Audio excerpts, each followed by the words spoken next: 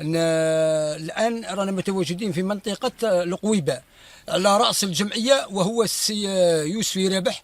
الجمعية يسمونها جمعية تكافل الأجيال والتنمية والتطوير الفلاحي والريفي. كذلك كاين جمعية أولياء المنظمة الوطنية لأولياء التلاميذ، التنسيق ما بين الجمعيتين. الآن رانا متواجدون في منطقة القويبة. الآن احنا عندنا أولياء التلاميذ والتلاميذ والذراري اللي راح من الذراري هنا. نهار اللي يجي الواد طويل ضرك الذراري ما عندهمش كيفاش يجون اللي يكون تاع جنان قوي. الاساتذه ما يجوش، يعرف روحه. ها راهو المدرسه تاع جنان قوي رانا كنا فيها متواجدون الان، وكان بالشهود والحمد لله فكوا العزله على المواطنين. كذلك اذا كان ديروا لنا الحل هذا نتاع القنطره نتاع الواد الطويل في منطقه القويبه. الواد هذا يعني هنا ظاهره العزله.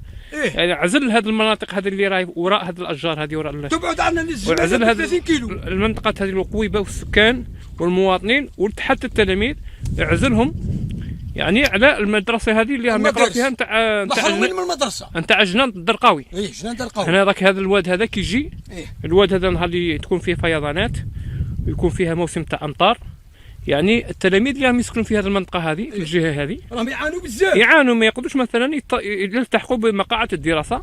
لماذا؟ لان هذا الواد هذا يشكل عائق كبير ويمنع الحركه على هؤلاء التلاميذ والتنقل الى المدرسه هذه نتاع جنان الدرقاوي.